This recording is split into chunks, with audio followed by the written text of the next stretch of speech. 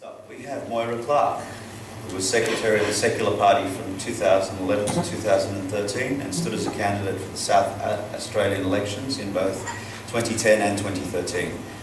Moira is now President of a newly incorporated group which will be called Reason Road. The organisation is a national not-for-profit that intends to enable activists to promote reason, secularism and science. The title of the presentation is The Descent of Science, Creation.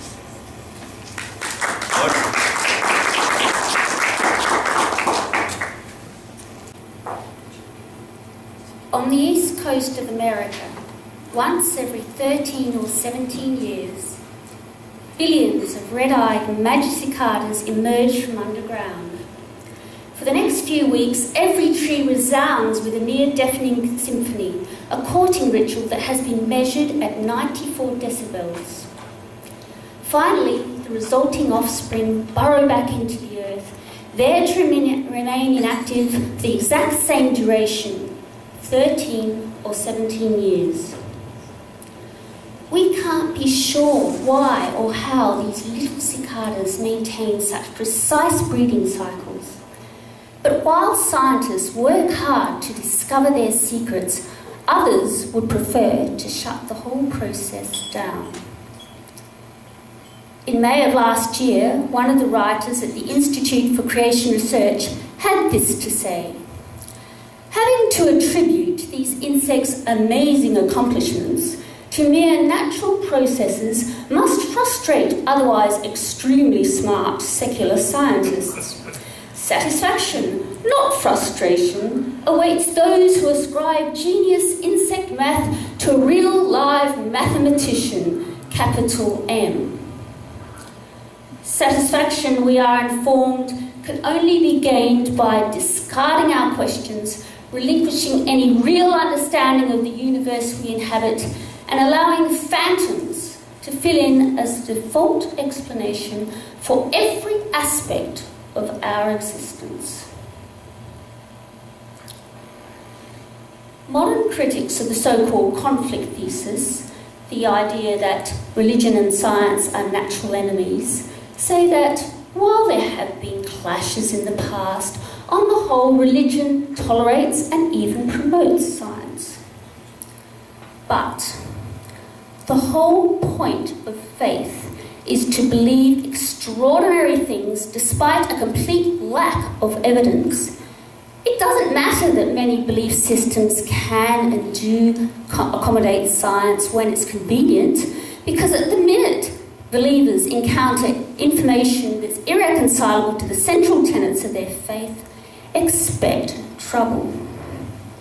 And it's hardly surprising when you think about what's at stake: socially entrenched organisations, status, money.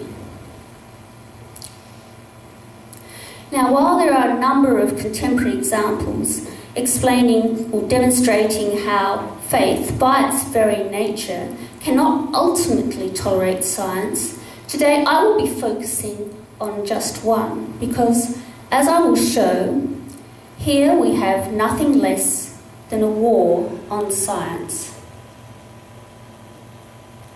The theory of evolution, first outlined in the 1859 publication of Charles Darwin's seminal work on the origin of species, is one of humankind's greatest achievements. Evolution and its principal mechanism of natural selection have stood the test of time and have been verified and expanded with every new piece of information made available over the last 150 years. Yet, evolution is under attack in the media, in educational institutions, and in the case of the US, in the courts. These attacks originate almost exclusively from religious organisations. Creation science, an oxymoron, has been well orchestrated for many decades by groups such as the Discovery Institute, and has been shown in their 1998 wedge strategy.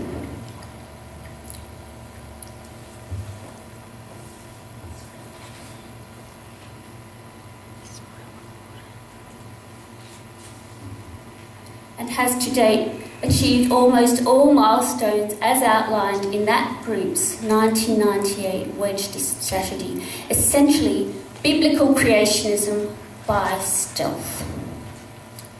So what is creationism? Well, they're not all in the same camp, it's a continuum. Just on the border we have theistic evolution. Here, the results of modern science are largely accepted, but God's in charge. Now, He's the creator, He made all the laws of the universe, and He can suspend those laws whenever He pleases. Now, to my way of thinking, this is creationism, but we do have to recognise that this particular form is not a threat to the teaching of evolution. From here on in, we're in the realm of intelligent design, or ID. It's a term coined in the 1980s, but stems from a 200-year-old argument that the existence of something that appears to be designed implies the existence of a vastly superior creator. A related concept is irreducible complexity, such that if an organism is composed of subsystems and cannot function unless every constituent is available, then it must have been purposefully designed, therefore God. In reality, no irreducibly complex organism has been found or exists. Now, ID encompasses a range of categories. The first of these is old Earth creationism, which states that our planet is indeed very ancient, but rejects evolution. Beliefs vary, anything from God implicitly creating each kind to a day in the book of Genesis interpreted as many millions of years. From here on, we're deep in Bible territory. Adam, Eve, talking snake. And the next major category, young Earth creationism, makes no bones about this. Here, Big Bang Theory is utterly rejected, and Earth is somewhere between 6,000 and 10,000 years old. Geological formations and the deposition of fossils were largely the result of the Noachian flood. Young Earth creationists believe that plants, dinosaurs, people were all created at the same time. At the extreme end of the spectrum, we have geocentrists. The Earth is the centre of the universe. And lastly, a tiny cohort of flat earthers. Yes, these people do exist, and no, they're not kidding. To varying degrees, the ID proponent rejects not just biology, but physics, chemistry, astronomy, anthropology, paleontology. So to the ID crowd, all or most of science is an affront to God. Now, I'm willing to bet that at least a couple of people walked in here today harbouring one or both of the following assumptions. First, as science progresses, everyone else will eventually catch up. We can all relax because ignorance is on the decline. Or, surely this is an American thing, and Jesus coming out of their ears, guns, banjos. We all feel very sorry for our secular friends in the States, but do we really have a problem in this, our laid-back, sensible, sunburnt country? Well, for a start, by the end of the 19th century, evolution was widely accepted. Since then, we've actually gone backwards.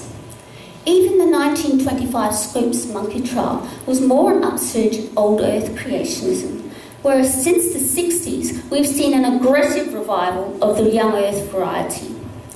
And it has accelerated in the last couple of decades. Polls show that Americans, between a third and a half of Americans, believe in young Earth creationism. As for Australia, recent anti-evolution thinking has been measured at between 10 and 25%.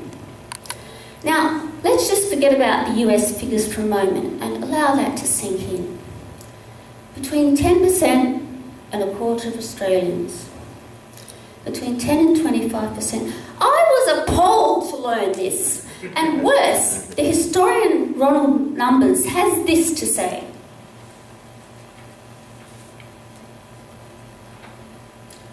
No country outside the United States gave creationism a warmer welcome than Australia, which spawned an internationally recognised successful creationist ministry and at times even welcomed creation science into the classrooms of state-supported schools.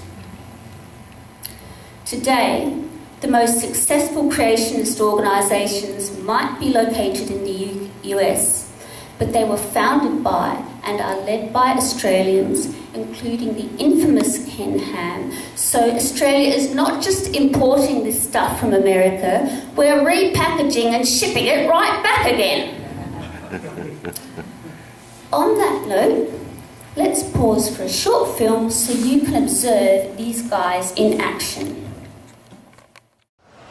Well, boys and girls, put your hand up if you've heard of the word evolution. Oh boy, I think just about everyone puts their hands up. Hands down. Put your hand up if you've heard that dinosaurs lived millions of years ago. Dear, oh dear. Hands down. Put your hand up if you've heard that people came from ape-like creatures or something like that. You know, I think just about everybody in the world has heard those things. And I want to tell you right from the start here, I don't believe that dinosaurs lived millions of years ago, and I certainly don't believe that you came from ape-like creatures or anything like that. I mean, did your grandfather look like that? I don't think so. Did your grandmother look like that? No, not at all. Boys and girls, I don't believe we came from ape-like creatures. I don't believe in millions of years. I believe that what the Bible says is true. That God created a perfect world. He created everything in 6 days, just a few thousand years ago. We don't believe in evolution. Evolution is the idea some people have to explain life without God. No, I believe what the Bible says, actually. I believe that God created everything. We're going to talk about that. Most Christians are viewed as ignorant because we believe in the Bible. Sometimes Christians feel like they're on the defensive because mainstream is so opposite, and feeling like evolution is the broad-minded way to view things. But when you look at the Bible and you look at evidence, scientific evidence, it makes sense. It's just easy to explain to your children, you know, the flood and the fossils that are found, and it just makes more sense to me.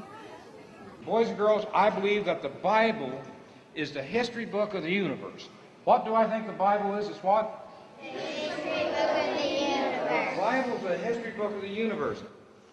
If you believe that man and dinosaurs did live together, like it says in Genesis, then how's come we can't find the word dinosaur in the Bible?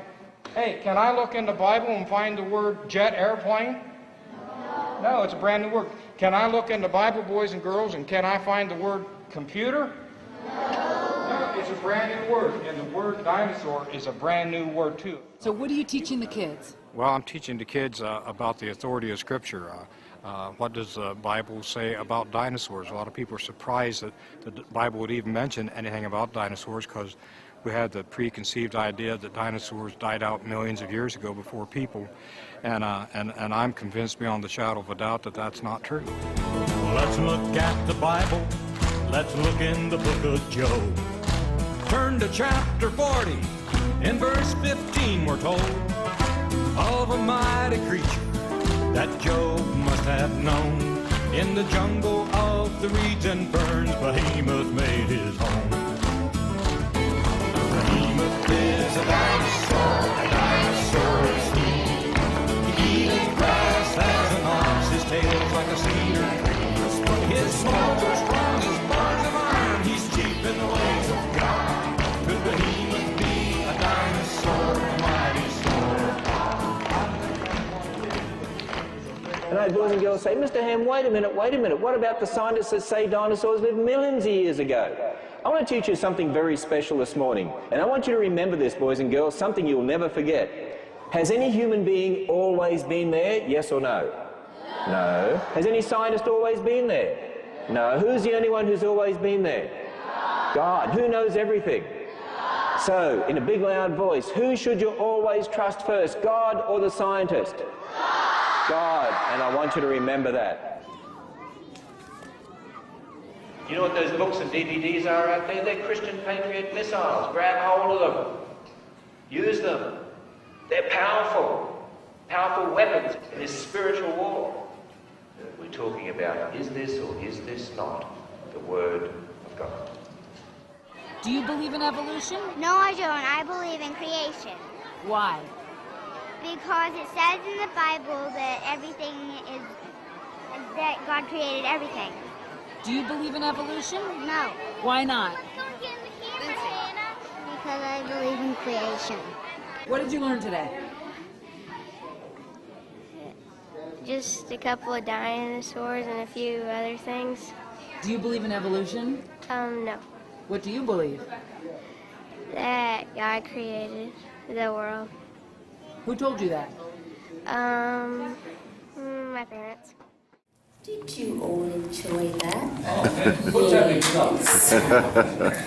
Did you note the tactics? Engaging with children, asking questions where the expected answer is obvious, funny pictures, nice man with a cool hat and guitar, and that catchy jingle.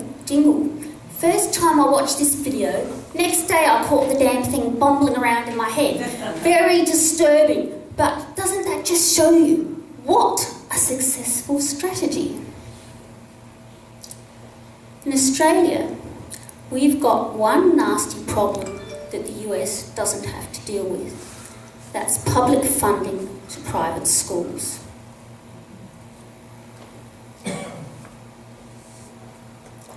Marion Maddox's new book talks about this in detail and describes how this has ramped up since the 70s, since that now over a third of children attend private schools, over 90% of which are Christian. By far, the fastest growth in this sector is the Pentecostals. This translates into increased lobbying power, and as an example, in 2010, several Christian umbrella groups approached the South Australian government protesting a new educational policy that was aimed at keeping religious dogma out of the science classroom. They were successful, and the offending policy was fixed. If you want worse news, look no further than sunny Queensland, where we have reports of creationism being taught as science in biology classes. The coursework often supplied by the same mob we met in the video, Answers in Genesis. These are the sort of shenanigans that Lawrence Krauss describes as child abuse. I concur. For a start, you're putting the child at a competitive disadvantage. In the UK, they're now experiencing problems in the universities. Muslim students in particular are boycotting lectures on evolution and demanding that the subject not be taught at all. As one exasperated professor said, if you are a creationist, why study biology? Why not enroll in something else? More importantly, the world needs good scientists to address challenging problems both now and in the future. I'm talking about areas such as antibiotic resistance, studies into disease-carrying parasites, and improvements in agriculture to help feed growing populations. The last thing we need is pseudoscientists stepping into these roles. Now, I've touched on the notion of threats to vested interests, and we've all seen that one hard at work over the past few years. But what about the other side of the equation, the consumer? Why does this stuff fall on such fertile ground? Well, as it turns out, the best way to understand why people reject science is to use science, and in this case even more ironically, the burgeoning field of evolutionary psychology. Evidence suggests that concepts such as deep time and the vastness of space are not intuitive to us. We live for around 80 years and inhabit a minuscule portion of the universe. It's not easy for us to think big. We anthropomorphise and treat inanimate objects as having motive. So, for example, a child might see a tree as there to make shade for me. As for adults, when you're running late, those traffic lights are definitely conspiring against you. A lot of this is to do with our social need to get inside the other person's head. From there, it's a small step to a universe infused with purpose and direction. We've also evolved to live in groups, and so we like to be fair, even-handed. Add that to the fact that most people don't understand what a scientific theory is, and creationist ploys such as teach the controversy can sound reasonable. It's also easy to see why people fear science. It's so powerful, and nowhere is this more evident than in war. William Jennings Bryan, the prosecuting attorney in the post-war Scopes monkey trial, expressed this fear well when he said, "Science has made war so hellish that civilization was about to commit suicide." Of course, science, like so much else, can be abused. With or without it, we have evolved to be tribal, warlike creatures. Fundamentalism is on the rise. Science is under attack. What are we going to do about it? Well, I guess most of you here have heard of the recent online debate between Bill Nye, the science guy, and Ken Ham, which triggered another different kind of debate. So we had people like Richard Dawkins practically frothing at the mouth, saying, "Don't let them get a platform." And we had people like Paul Willis countering, saying, "Don't let them go unchallenged." Look, whatever you think, just one thing is clear to me. Science advocates need to get to the media as often as possible, whether it's debating a denier or shouting from the rooftops that you'd rather chew your foot off. Get attention and present well. By that I mean how we communicate is important. So not talking down to your audience, getting inside your audience's shoes, identifying with your audience. These are things that we have to think about. So it's easy for me today. I'm preaching to the converted. If I was preaching to the general public, I would give a very much different kind of presentation.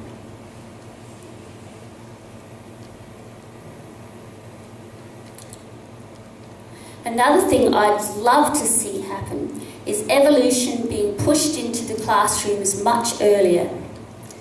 A group of psychologists have recently published a paper studying the effectiveness of a children's storybook about a group of fictional creatures and how they changed over time. Wilkies. Prior to reading the story, only 11% of 5 and 6-year-olds and 42% of 7 and 8-year-olds could grasp the basic concepts behind population-based change. But a full 3 months after reading the story, those figures had jumped to 43% and 87% respectively. These impressive figures were achieved using narrative and drama. So again, effective communication. And as we saw in the video, the folks at Answers in Genesis understand this already.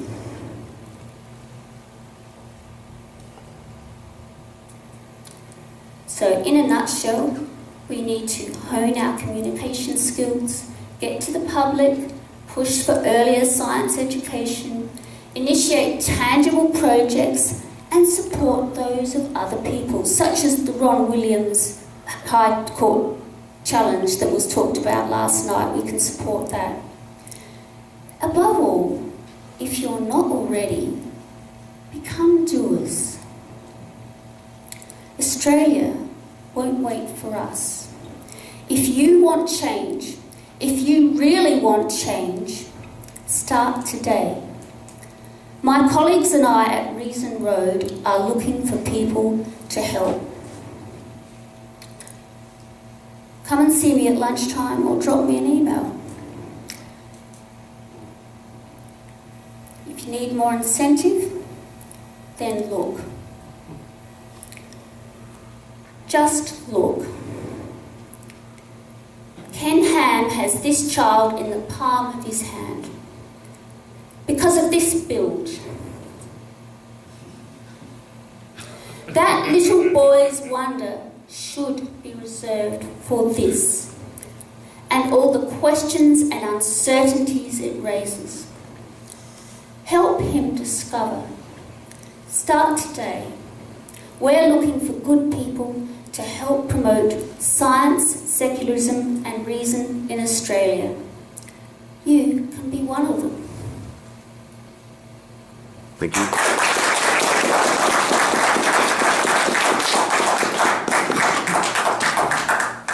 Thank you, Moira.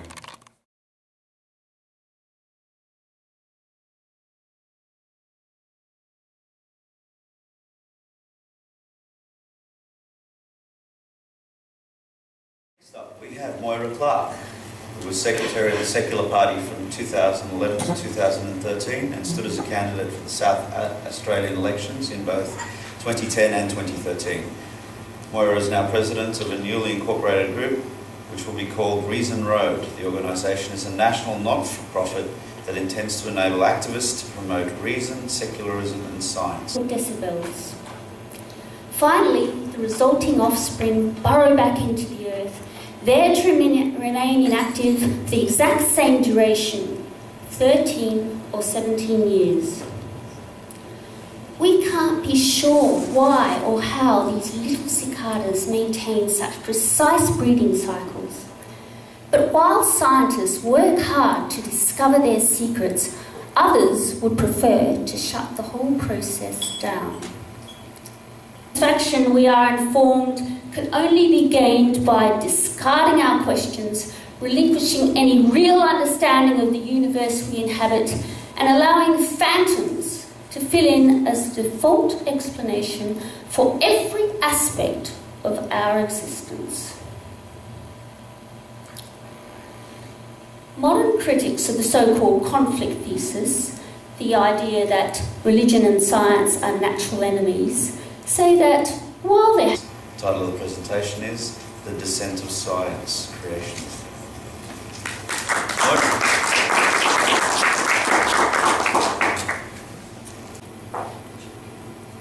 On the east coast of America, once every 13 or 17 years, billions of red-eyed magicicadas emerge from underground. For the next few weeks, every tree resounds with a near-deafening symphony, a courting ritual that has been measured at 94. In May of last year, one of the writers at the Institute for Creation Research had this to say: having to attribute these insects' amazing accomplishments to mere natural processes must frustrate otherwise extremely smart secular scientists. Satisfaction, not frustration, awaits those who ascribe genius insect math to a real live mathematician, capital M.